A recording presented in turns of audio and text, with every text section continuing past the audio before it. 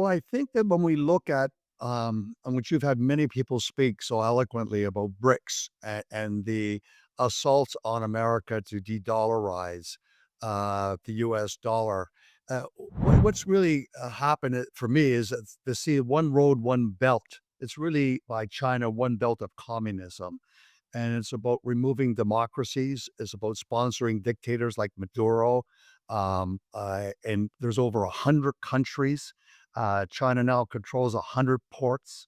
There's this whole agenda to assault the U.S. or democracy infrastructure, and people are not really aware of that in the general mainstream. Back in 2020, veteran investor Frank Holmes shocked the markets by predicting $4,000 gold. At the time, most dismissed it as impossible. Yet here we are in 2025, with gold surging past $3,700 an ounce, dangerously close to that bold target. And now Holmes is raising the stakes once more. He sees $7,000 gold and $100 silver ahead. What makes this different from just another forecast? It's not hype. It's rooted in real-time events happening right now. Record-high central bank gold purchases, global debt soaring past $325 trillion, and geopolitical conflicts forcing nations to stockpile hard assets as insurance against financial instability. Holmes's message to investors is simple. The window to prepare is closing fast. And I think that what we're witnessing is AI. AI is booming. It's a game changer. So what's the US has been spending a lot of money on AI for the military, and we're seeing cybersecurity attacks all through Europe. We're seeing Putin not only invade Ukraine a second time, now he's using drones to go in and lock down airports in Poland, in Denmark. They sabotage a GPS system for president of the EU trying to land her airplane in Bulgaria. It took a long process for the safety. Now we find out that car manufacturers in the UK have been shut down for a month. Heathrow Airport was shut down for a weekend, all with cyber attacks. So we're witnessing a huge deficit spending. Unlike before, it was just a social contract for social welfare. It's about national defense and the operative word sovereign.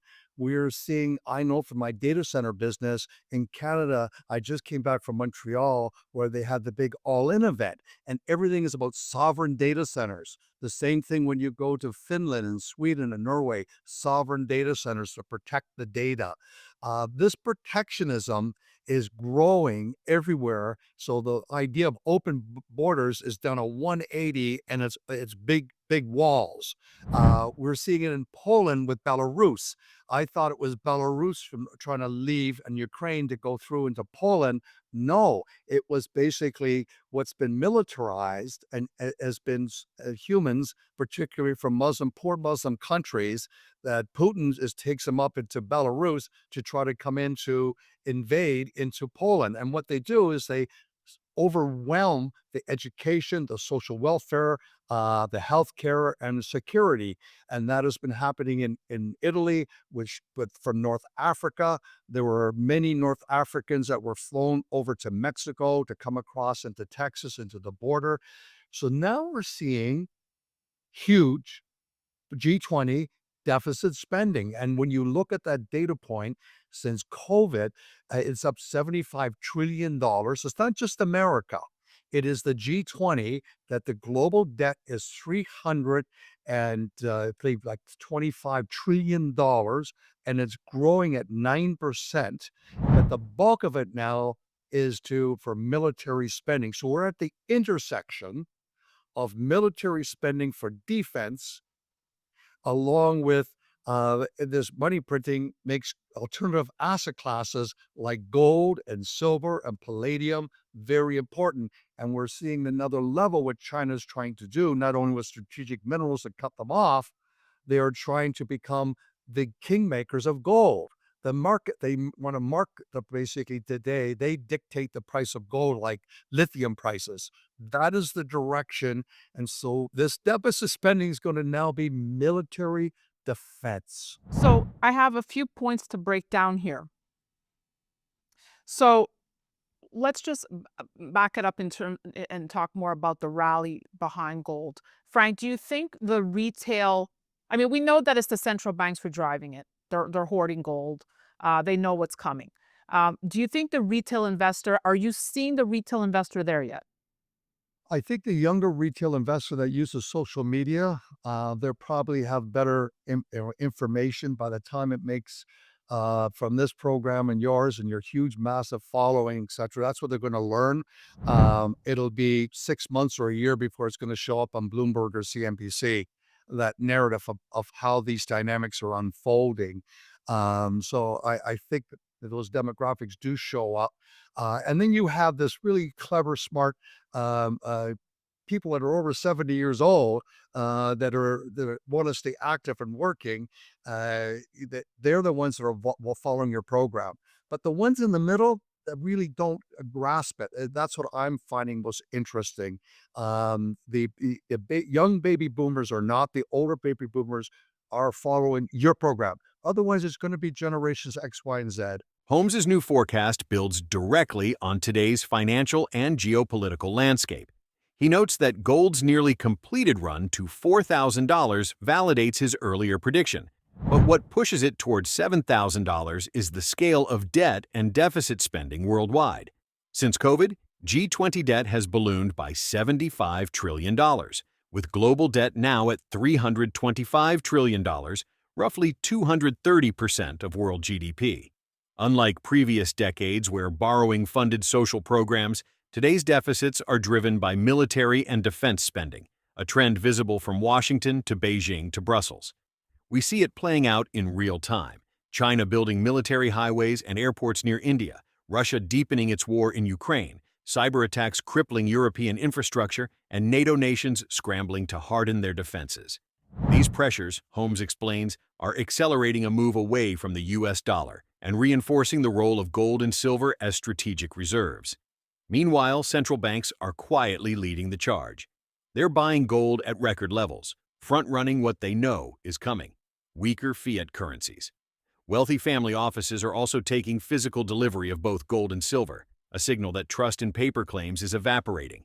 Yet retail investors remain slow to act, often waiting until mainstream outlets like CNBC finally acknowledge what's already happening. Holmes stresses that younger investors who follow alternative channels online may gain an edge, but most retail players will arrive late. On the investment side, gold miners are enjoying expanding profit margins and strong free cash flow. Funds like GDX and GDXJ, which faced redemptions earlier this year, are now seeing fresh inflows, pointing to the early stages of a new bull cycle. Holmes believes this could deliver 200 to 400% gains in mining equities, echoing past cycles where gold stocks massively outperformed. Silver, too, is flashing unmistakable signals. Holmes points to a persistent spot futures arbitrage, proof of physical market tightness. In his words, the spot price has begun dictating the futures, a rare inversion that often precedes explosive rallies. If gold reaches $7,000, Holmes has no doubt that silver will break into triple digits: $100, $125, or even higher. His direct message to gold and silver investors is crystal clear. The forces driving this rally are already in motion: debt, defense spending, de-dollarization, and central bank hoarding. If you wait until the mainstream media catches on, you will have missed the opportunity. And looking at your angle on defense, because I also had Alistair Crook on, a British diplomat, a wonderful interview. If you haven't watched it, please do, where he basically spoke about how Europe is unraveling and how European hospitals are preparing for war in Italy, in France, in the UK.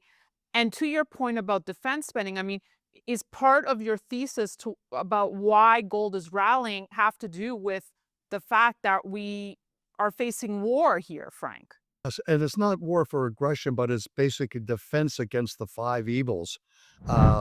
North Korea has soldiers fighting for Putin in Ukraine. You have Putin.